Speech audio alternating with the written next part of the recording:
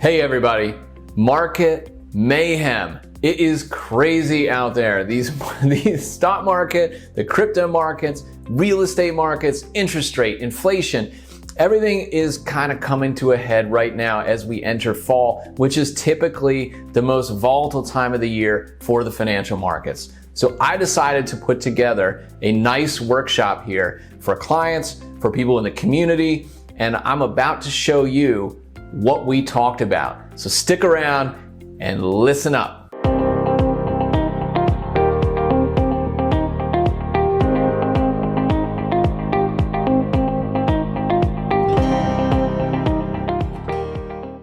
All right, thank you for being here. I'm really happy I'm able to do this. It's perfect timing here as there is tons of volatility out there in the financial markets, whether it is the stock market, the bond market, cryptocurrency, interest rates, inflation, real estate, mortgage rates, the midterms, and it's the fourth quarter, which is typically one of the most volatile periods of the year. So thanks for joining me. My name is Colin Exelby, certified financial planner. I'm the founder and the owner of Celestial Wealth Management, helping clients manage their finances all over this country. I'm glad that you were able to make it here with me. I've got some great slides prepared. We're gonna go through this stuff, hopefully give you some great actionable ideas that you can take back, with yourself. So without further ado, let me share my screen, get into these slides, and we'll get rolling. Today, we are talking about market mayhem, how loss aversion can derail a retirement plan. So the first thing that I have to do when get started, my attorneys tell me, is always go over the disclosures here. Whenever we're doing some sort of presentation like this, it's important to remember that this is for education purposes only. This is not personal financial planning advice. This is not personal investment advice. It always makes sense for you to consult with your financial advisor, with your tax professional before implementing any of the investments that we talk about today, any of the planning strategies that we talk about today. Now that we've got that out of the way, let's dive into this. Certainty is a myth. It's very easy to sell certainty, but it's impossible to deliver, in my opinion. In this type of market environment where you're seeing volatility, you're seeing negative performance out of things, there are people who show up out of the woodwork. Financial advisors, commercials, on the television, on the internet, friends, people out there who have some great investment scheme where there's certain returns. And there's always hair on every investment. And it's our job to find out what that hair is. Be mindful of people out there who are selling certainty because it's almost impossible to deliver. All right, let's start with inflation. That was in the news earlier this week. 8.3% print in August of this year. You can see from this chart going back to 2019. In the gray bars is core inflation. In the red bars is food, and the yellow is energy. And the government kind of separates this out because food and energy generally are more volatile than your core services. So the things that you'll use every single day that are not food and energy.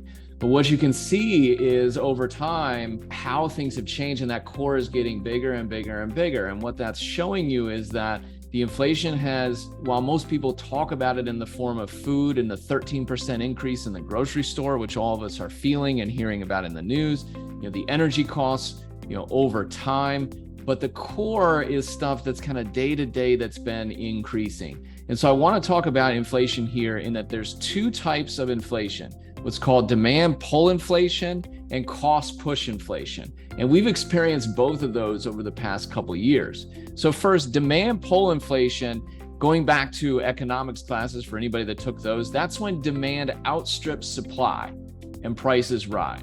So if you think back to COVID, when we were locked down in our homes, home-based entertainment, food delivery services, and home fitness prices were going through the roof, they weren't really ready for the amount of demand that all of a sudden showed up.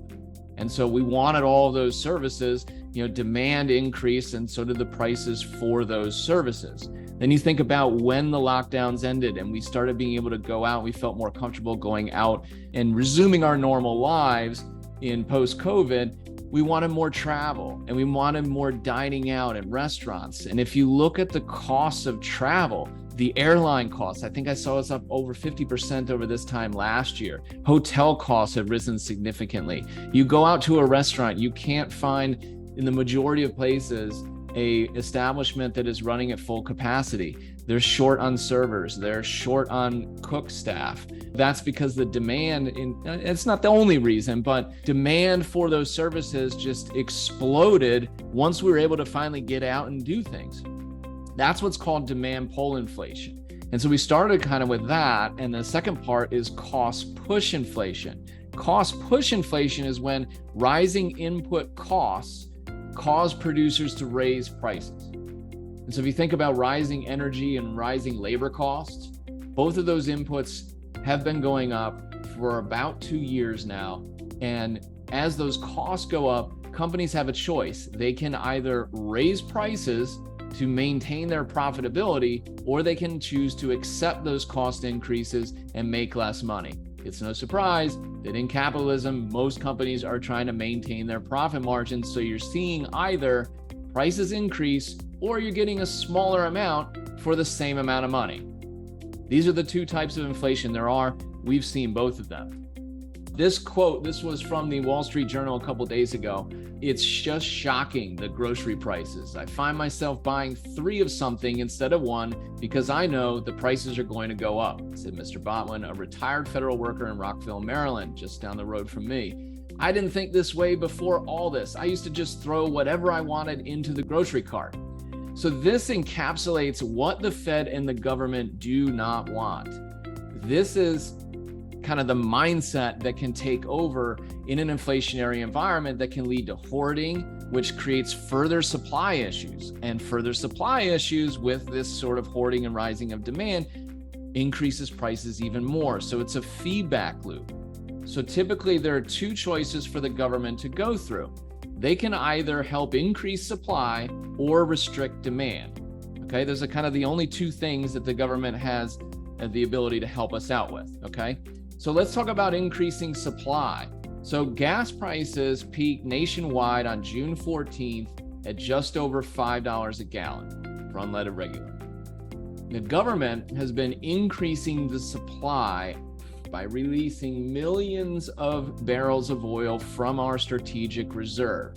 So this article from Reuters was back in July, 20 million barrels from the strategic reserve.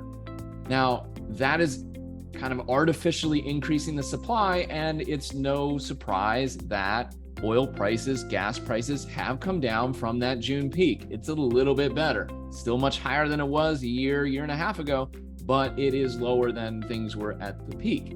But the other problem with that is we're draining the strategic oil reserve. And when you do that, that makes us more vulnerable to shortages, supply shocks, things like that, because we're depleting that oil reserve. Then what's happened is, this was a Bloomberg article that I found from September 13th, so only a couple days ago. Biden officials are weighing buying oil at around $80. I think we're around 88 before today. We might have fallen a little bit today. But essentially what they did was they floated this out to the public, stating that they want to refill reserves at around $80. Well, guess what happened? The market now knows that there is a large buyer that's willing to come into the market at $80, essentially putting a floor on prices. So if we think that oil and gas prices are going to go significantly lower from here, I doubt it, because the government has basically said they're going to be coming in at around $80 a barrel. So when you put in a price floor like that, that can result in the exact opposite effect and prices going even higher, because investors, speculators, people know that there's a big marginal buyer there. Okay. So on the other side, restricting demand. By raising interest rates, the Federal Reserve is attempting to now pull money out of the financial markets.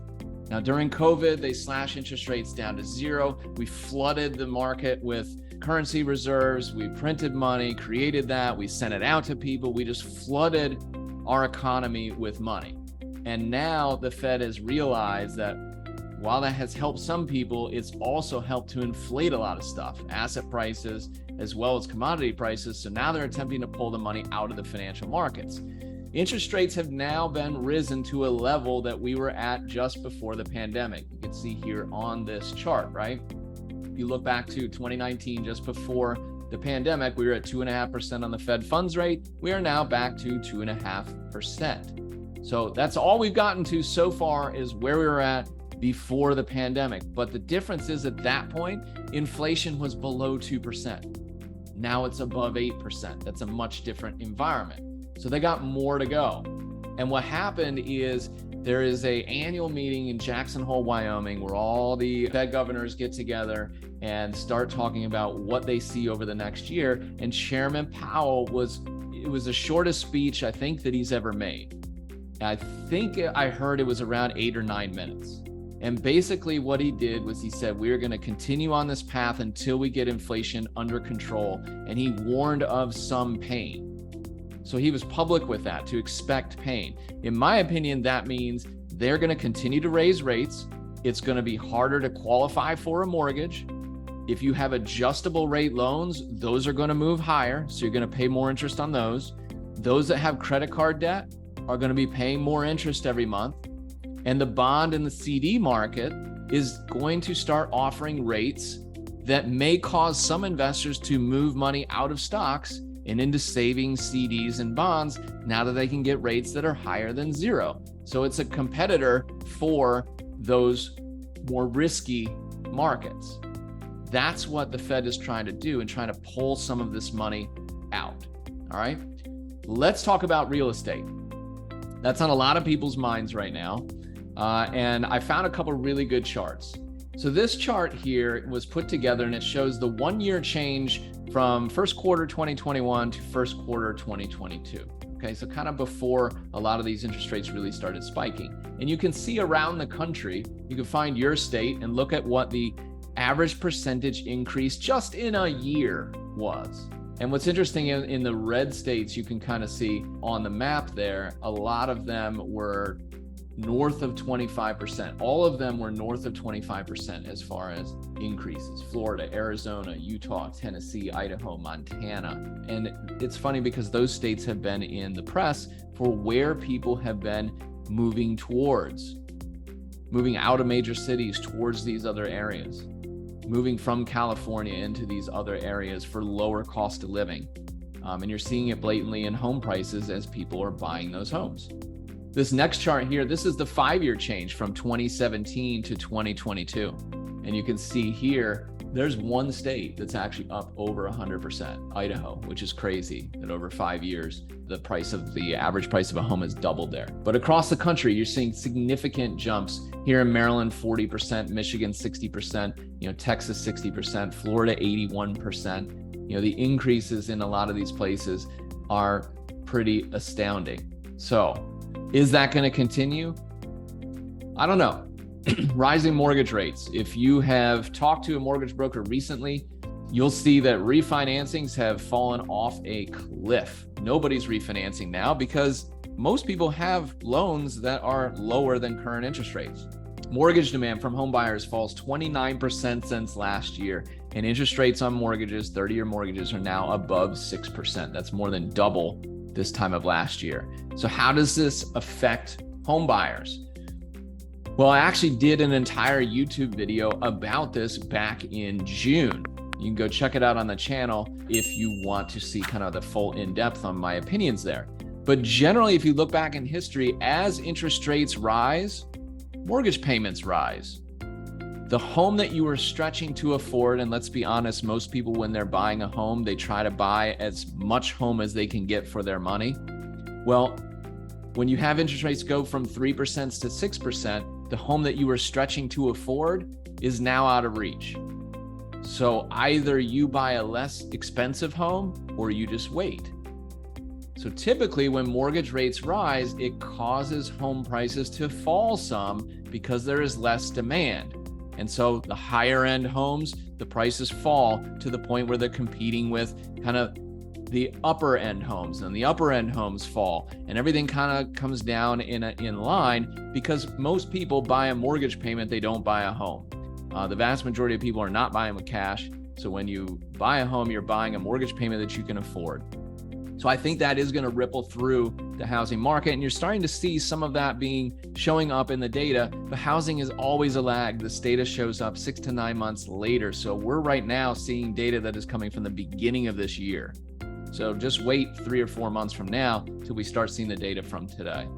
Let's talk about cryptocurrency. Man, I've heard a lot of discussion around this over the last 5 years, but really year to date. Ether was in the news over the last couple of days. They finally completed their big merge that they've been talking about, which could be a precursor to Ethereum taking a much larger role in the crypto world. But cryptocurrencies, Bitcoin, Ethereum, and a lot of the others have had a volatile year. This is the price of Bitcoin over 1 year. I put this chart together yesterday when Bitcoin was just over $20,000. It's been hovering 1920 or so the last few days. But just look back in November, it was almost $70,000 a coin. Now it's down 56.8% year to date through September 14th, 2022. That is a big decline. So a lot of people that were buying at the peak, they're sitting on some unrealized losses at the moment. One thing that is interesting about cryptocurrencies is there is not a wash sale that's associated with them right now. Regulators haven't put that into effect. So you can literally sell it, declare a tax loss, and then buy it back 10 minutes later. With a stock or another type of investment, you typically have to wait 30 days if you're trying to realize a loss for tax purposes. Cryptocurrencies don't have that. So it allows you to book losses. So if you haven't, that's probably a smart thing to do for your taxes, and then just get right back into it. Of course, this is not tax advice. This is just educational for anyone out there with cryptocurrency. Let's take a look at Bitcoin over the last 7 years. And this is kind of important. You look at this, you'll see the volatility here. You'll see from 2017 to 2018, it basically went from about $300 a coin up to $20,000. And then from 20,000 down to about 3,000 in the middle of COVID, and then kind of started the upward march from 3,000-ish in 2019 all the way up to its peak, and then where it's at now. What's interesting to me is if you look at the price of it, right, of about 20,000 currently, that was the high back in 2018. That is a really logical support level for Bitcoin. It may go lower from here. Of course, I don't know. But it is interesting that it's kind of stopped declining over the last 3 months or so at the same place that it peaked out at in 2018. And if you know anything about charts and you look at those support and resistance lines, that's a really important one. So it could offer opportunity there. But in the longer term, if you've been an investor in cryptocurrency over time and you've added to it every single year, every single month, whatever you've been doing, you're sitting in a pretty good spot. The longer term investment thesis is still there, but it's definitely had a lot of volatility this year.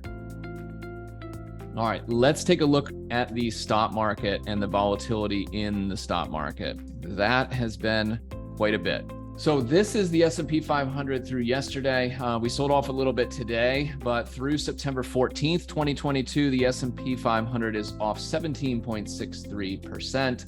You can see it kind of peaked out right at the beginning of the year, and it kind of looks like a stair-stepping decline down. We hit our low in June. We had a very nice bounce here from June into August. We peaked out here, and we've been heading lower ever since. Today, I think we're now below the 3908 level in the S&P. There has been some volatility here this year. We don't like negative volatility, but it's part of the investment world. If you're going to invest in the stock market, things go up, things go down over time. And I think that's important as we look at this next chart, which shows the S&P 500 since COVID. Okay, so just before COVID started, we were at 3386. Of course, we plummeted down during COVID, began the recovery back up. By August, September or so, we had recovered from all of those losses during COVID, and then kind of started this march all the way back up. Now, as we've declined, so far, we have not declined down to the level that we were at before COVID. So we've given up some of the gains post-COVID, but in reality, when you look at the longer term structure of the stock market, it's still pretty solid. And I think this support line is something to really watch, which is where we were at prior to COVID and kind of where we are now.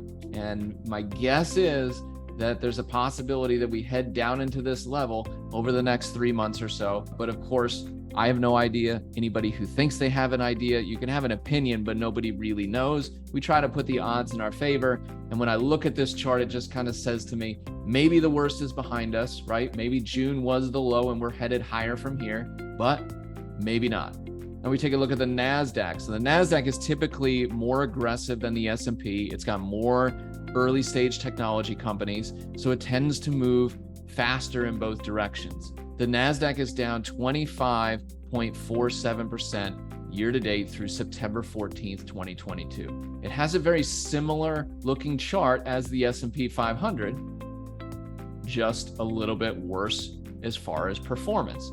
One of the reasons for that in the S&P 500, there are a lot more dividend paying companies in there. There are a lot more energy companies in there, consumer staples. So the S&P 500 tends to be a lot more diversified than the NASDAQ. But if we look again at this 3-year chart of the NASDAQ going back to COVID, what you'll see is the same thing. The decline in COVID, the massive move up, and then this sell-off has basically, it still has not taken us down to the levels that we were at pre-COVID. So everything's still intact here, looks very similar, but I think kind of this key level would be the level that we were at before COVID. All right, so factors driving investment performance. What is happening right now that can impact what's happening in the markets? I think there's 5 things that are potentially impacting the markets now and going forward. Inflation, consumer spending, unemployment levels, interest rates, and corporate earnings growth, in that order. So inflation, obviously, we talked about earlier. That is affecting things. It's affecting consumer sentiment. The University of Michigan consumer sentiment surveys have been coming out pretty poor lately. People don't feel as wealthy because they're spending more money. People that were living paycheck to paycheck are having more trouble paying for things. That leads to consumer spending. What's happening is you're seeing it, for instance, in Amazon's earnings. Amazon, generally, you go to buy things. You go to buy stuff. Their earnings have been taking a hit because people have less money to buy things. They're spending more money on energy, on food, on basic services.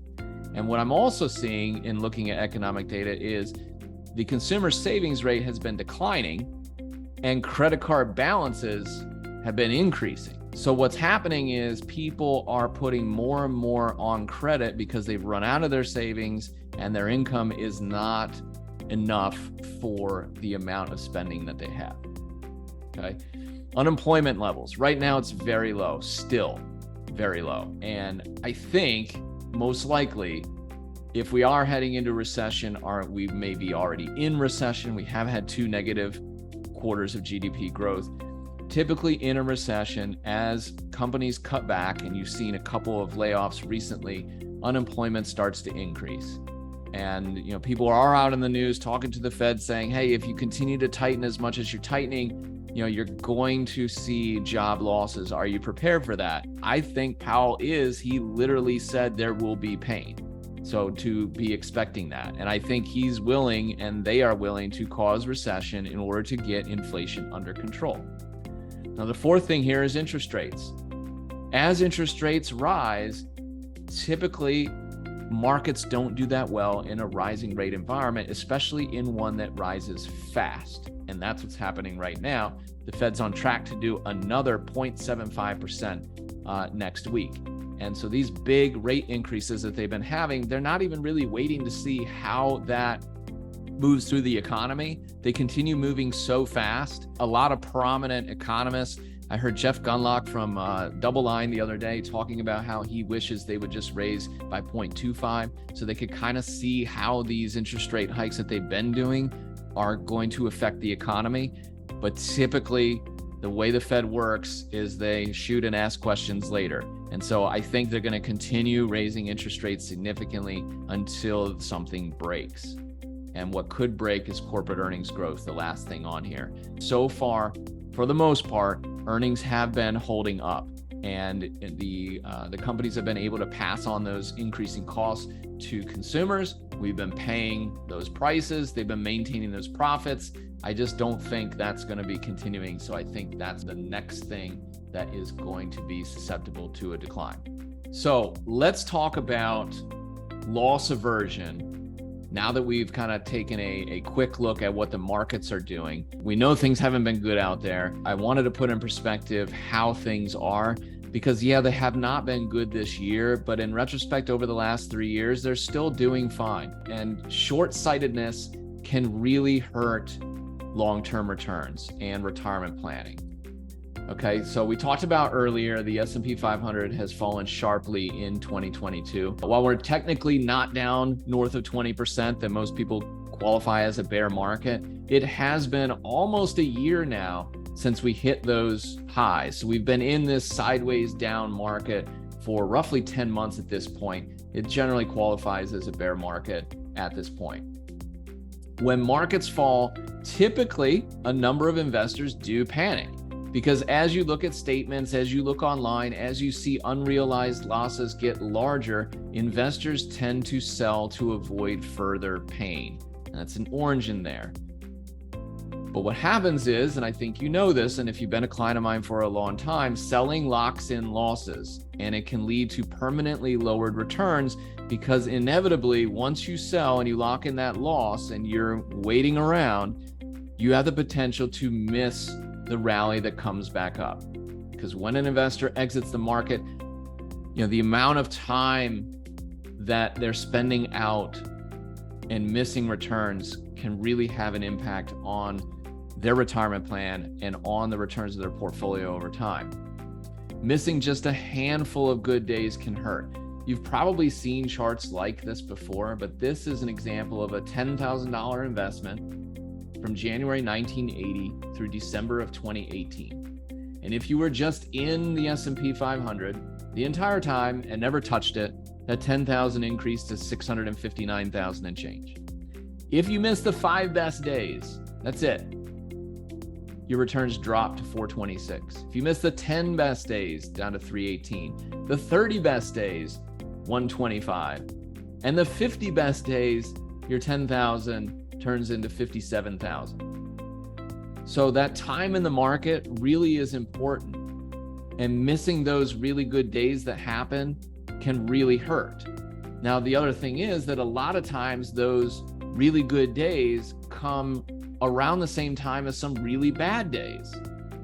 That's when volatility is increasing. And so the really tough thing is for someone who sells out as things really decline on a really rough day and then misses a bounce back on the next day or 2 or 3 days later. And you never know when those are going to occur. I've seen it do more damage than help. This kind of gets into this selling low, buying high phenomenon that many of us are guilty of. Now, it makes sense. A wise investor would buy low and sell high, right? Buy when the market hits a low, when shares are cheap, and then sell when valuations are high. But in practice, very few investors succeed at timing the markets. You know why? Because when markets are at a high and everything looks good, nobody wants to sell.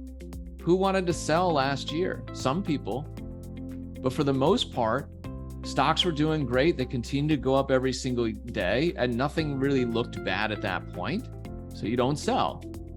And then when things turn the other direction, start going lower, and they look bad day after day, the markets don't do well, other things crop up in the economy and in the world that cause us to question things, it makes us want to sell. And if you're consistently doing that, and unfortunately a number of individual investors and professionals as well will do this, where they'll buy when everything looks good and ride it a little bit higher, and then as things turn and head lower, they sell when things get really bad. And they consistently buy high and sell low, which is the opposite of what you need to do, right? We all inherently know that. It's just really hard to actually do. So imagine 4 hypothetical investors here: Peter Perfect, Rosie Rotten, Ashley Action, and Matthew Monthly. What we're doing here is we're looking at Peter Perfect, who's a perfect market timer. He invested $2,000 at the lowest closing point every single year from 2001 to 2020. Rosie Rotten is the exact opposite. She had horrible timing. She put $2,000 in at the market peak every year from 2001 to 2020. And you got Ashley Action, who just said, I'm going to invest $2,000 on the first trading day of every single year. And then you have Matthew Monthly, who said, you know what, I'm going to take that $2,000, divide it into 12, split it out throughout the year, and invest at the beginning of every single month from 2001 to 2020. What do you think happened? Well, I'm going to show you. If you look at this, it might be no surprise that Rosie Rotten had the worst performance. Her investments of $2,000 every single year turned into $121,171. And it might make sense that Peter Perfect would do the best at $151,000. What's interesting to me is Ashley Action and Matthew Monthly. Whether you invest all at once in the beginning of the year or spreading it out throughout the year, in this example, you basically came out in the exact same spot. And the advantage from investing perfectly and timing it every single year correctly, difference between Peter Perfect and Ashley Action and Matthew Monthly is really not that much, and you have to be right every single year for 20 years. The difference from Rosie Rotten trying to time things and getting them wrong, that was a pretty poor decision. So instead of trying to think about, I'm going to wait for the best possible time to invest the money and risk being completely wrong, if you're accumulating money over time, being systematic, being automatic, I think is really important, and getting money into the markets over time, I think makes a lot of sense. And that can help you through the ups and downs of the markets, okay? But why do we sell when prices fall? We know we shouldn't do it, but we still do. I'm guilty of it just like anybody else. It's because we allow our emotions to drive our decisions. Specifically, we sell in response to an emotional force that's known as myopic loss aversion.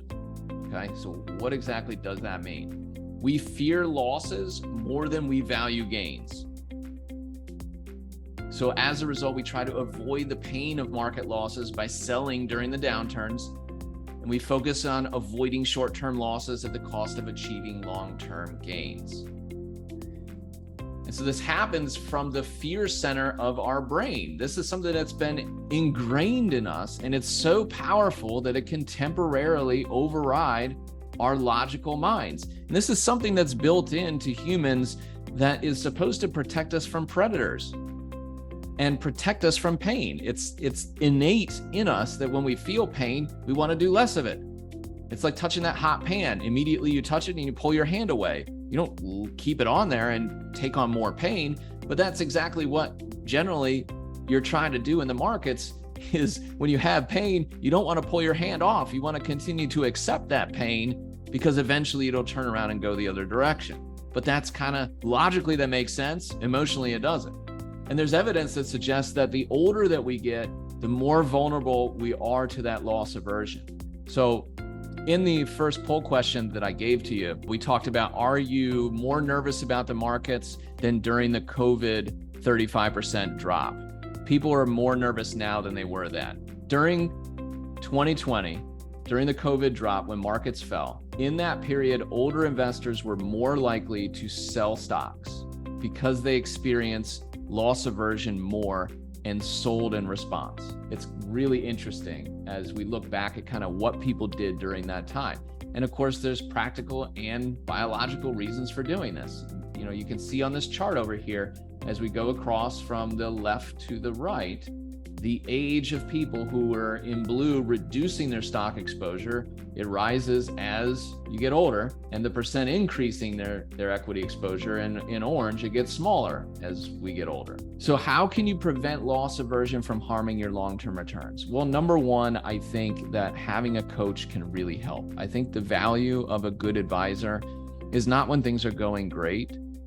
It's to help you during times of stress. Have someone to talk to, have someone to make sense of it so that you're not out there on an island by yourself. And you know what your long-term financial plan is that you put together, hopefully when markets were not in an uproar. And then you stick to it. And number two is to consult with the advisor you're working with or with myself before making changes to your investment plans and to your portfolios. You have somebody else that's able to kind of objectively take a look at it along with you. Number three, don't check your portfolio balances too frequently. And I'll see this all the time, especially with the advent of being able to look at things online, as well as on your phones. People look too often. When you're investing for 3 years and 5 years and 10 years from now, there's not a reason to be checking what your balance is from day to day and week to week, especially during downturns.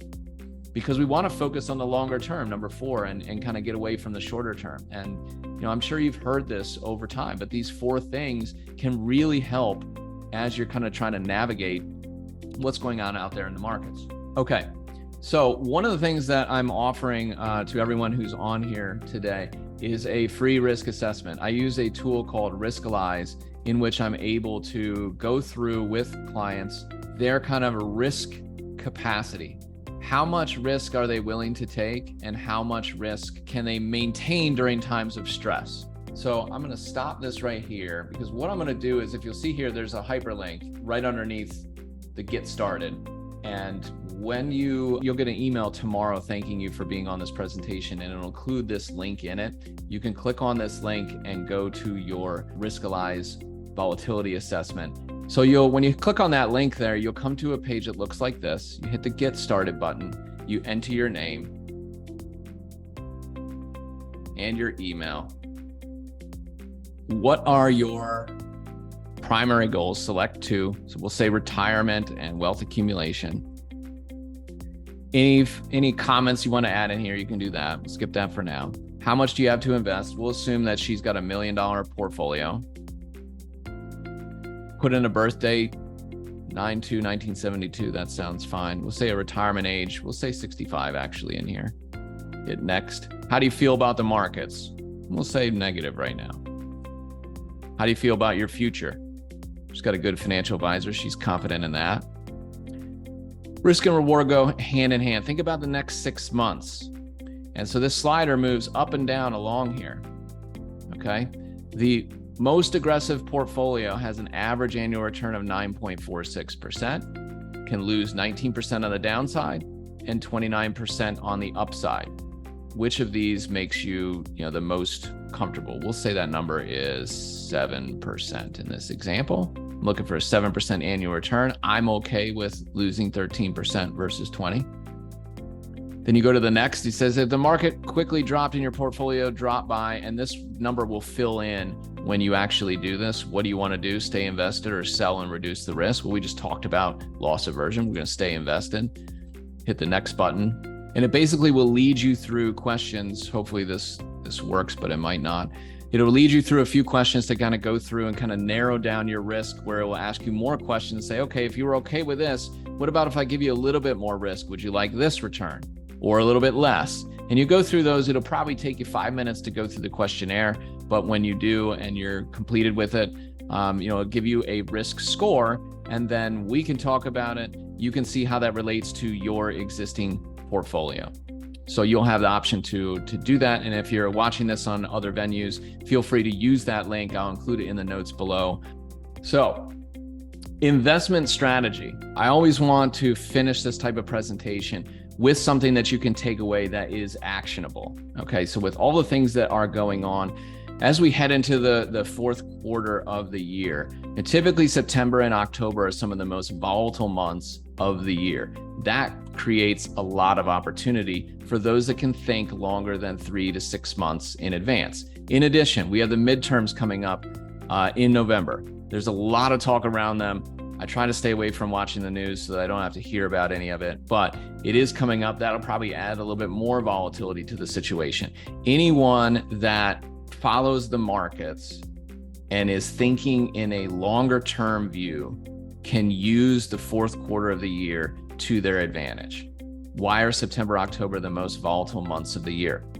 Good question. I don't know exactly why that is, but if you look back from 1900, and I've seen these different stats out there, I could probably try to find one of them that shows what the positive and the negatives are on average for performance throughout the calendar year.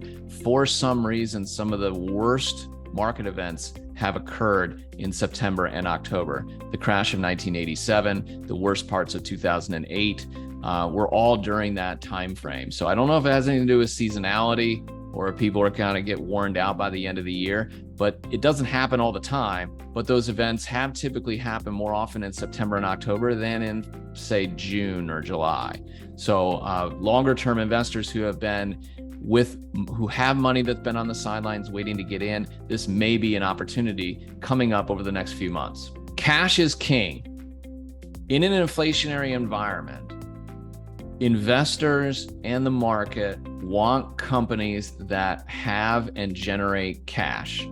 Companies that are operating at losses, newer companies that are still trying to grow into it, they are not the ones typically that are wanted during times of inflation. In times of inflation, current cash flow to help pay for things is more important than what happens 3, 5, and 10 years from now. So companies that pay dividends typically get bid up more than others. Now, dividend stocks typically have lower valuations than non-dividend paying stocks because they grow slower. So typically when you're in an inflationary environment, you want to buy cheaper stocks. Okay, well, typically dividend stocks are cheaper than high growth stocks. So that can provide a level of safety during an inflationary environment that growth stocks typically don't have. Secondly, when you get dividends and you reinvest them, you acquire more shares and you do it automatically. And what that does quarter after quarter, as you buy more shares, is every single quarter, your dividend gets larger and you acquire more shares, that dividend gets larger and the compounding effect takes effect. And so that can increase your future cash flow. Third, like I said, dividend stocks have greater earnings visibility to provide that cash flow. And that's what the market generally wants. In order to pay a dividend, you have to know that you're going to have cash in that quarter in order to pay it. And so the companies that typically pay dividends have greater earnings visibility over the next 3, 6, and 9 months. And the last thing is, and why they work in inflationary times typically, is that dividends can rise over time as the profitability of a company improves.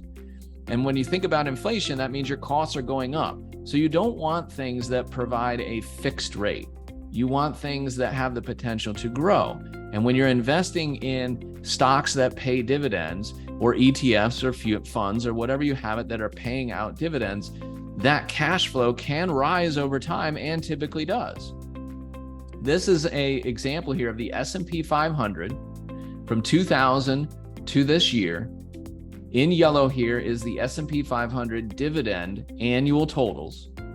And in blue is the inflation rate. And what you can see is how significant the dividend rate over time grows. In fact, in this example, 3.7 times. And so the cash flow that you're getting off of those initial investments gets larger and larger and larger. It was $140 billion worth of dividends in 2000. It's now $512 billion after last year. So that can really help as you go through and try to build a portfolio. So I think it's a good thing to look at. What about REITs, real estate investment trust? So these are publicly traded real estate, not private. So these are traded on stock exchanges. You're not locking your money up for 1 year, 5 year, 10 years, anything like that. You're investing in real estate that is across this country. Now, we talked about real estate earlier in this presentation. That was primary home real estate. What I think was really interesting was this data that was put together by Morningstar. And it basically looked at 3 environments. Over on the left-hand side of this example, the inflation environment, either high inflation when we had inflation above 6.3%, moderate inflation when it's from 2 to 6, and low inflation when it's below 2. REITs have 2 price components, right? They have the value of the stock that can appreciate or depreciate, and then they have the income that they generate, because REITs are required to pay out 90% of their cash flow in order to be classified as a REIT. So if you look at those price returns, what you'll see is around 5% on the price annualized over time. But the income gets significantly higher as inflation goes up, as we talked about before, because typically with real estate, if you're owning real estate that is rented out, you can raise rents as inflation goes up. So you'll see the income return, in low inflation environments at 5%, which isn't too bad at all, is actually north of 10% during those high inflation periods as you look throughout history from 1976 to 2021. You add those 2 together and you get the total annualized return of REITs in different inflationary environments. And what you can see is actually they do the best during high inflationary times. Real estate investment trust may be a nice addition to the portfolio if you don't already have them in the portfolio.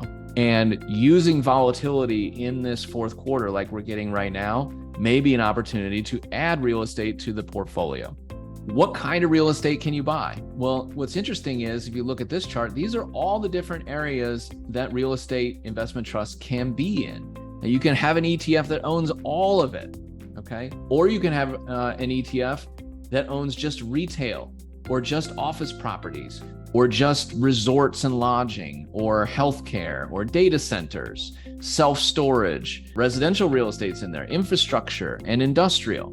I think it's important because if you think about what's happening with COVID in the world, office property real estate is probably one that I'm not as excited about over the next 5 to 7 years, especially as companies are looking to downsize. Mall REITs and things like that, that doesn't, if you look at anything like the Towson Mall, it has been struggling. We hope locally that it continues to make it through and get better and kind of revitalize itself, but malls around this country are having issues. So focusing in real estate in other areas might be a good plan, and looking at areas that you can profit from, like healthcare and self-storage, infrastructure, industrial warehouses, things like that throw off those nice dividends. They can be a nice addition to the portfolio. Another area that I've talked about in the past that might be a good investment for the portfolio, if you haven't invested already, is I-bonds. And I'm going to put up here a poll question here, which is nice and easy. Have you invested in I-bonds? Yes or no? It's pretty easy to answer that question. I-bonds essentially are government issued bonds, and they pay two components. They pay a fixed rate, which has been zero since basically 2008. And they also pay the rate of inflation, and they reset those rates every 6 months. The last time rates were done, this was in May, the annualized rate for an I-bond was over 9.5%. I think it was like 9.64%. And that consisted of 0% in a fixed rate and all the inflation. And so this, I talked about how you want things that can adjust higher in an inflationary environment. That's what an I-bond does. It's backed by the federal government. There's some other things that you got to follow in order to invest in I-bonds. There's a $10,000 limit per social security number. I did a video on my channel about I-bonds. You can check that out. I'll include some information in the notes below. But I think those are a nice thing that you can add to your portfolio when you're trying to think about what can I do, what can I invest in an environment that has inflation. Now, secondarily, what if inflation starts going down? Okay, well, you might make less than you did over the past 12 months, but you still will be making a return that is positive, and it can add to your portfolio balance over time. And especially if it's money that you may need a year, 2 years down the road, and you don't want to take risk in the market. And I always tell people, if you're investing your money and you have a goal where you need that money in the next 1 to 2 years, like say you're buying a home, say you're sending a kid to college, you're in retirement and you need money to be living on, you need to have enough of that money set aside in something where there's not a risk of losing it. It should not be in the market if it's money that you're going to need for a goal or to live on over the next 6 to 12 months. And this is an opportunity, I think, where you can invest in something that is backed by the federal government, pays a decent interest rate, and you can use it almost like a glorified savings account. Now, there are a couple things related to it that you, like I said, that you need to make sure that you follow. For instance, you lock up your money for 12 months. So this is for money that you won't need for 12 months.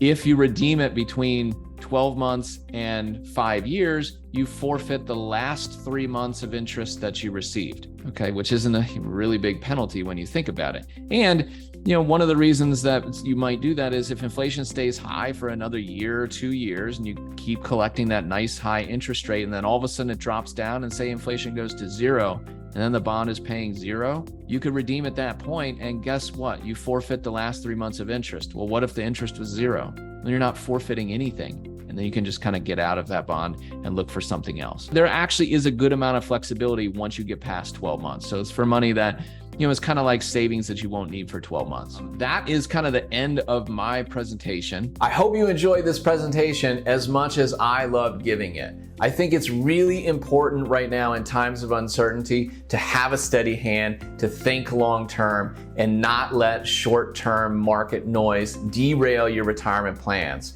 Hopefully you really enjoyed this, and if you want to learn more about how all these topics can fit in with your retirement plan and your tax-free retirement plan. Make sure you watch these videos next to make sure that you can supercharge your financial life.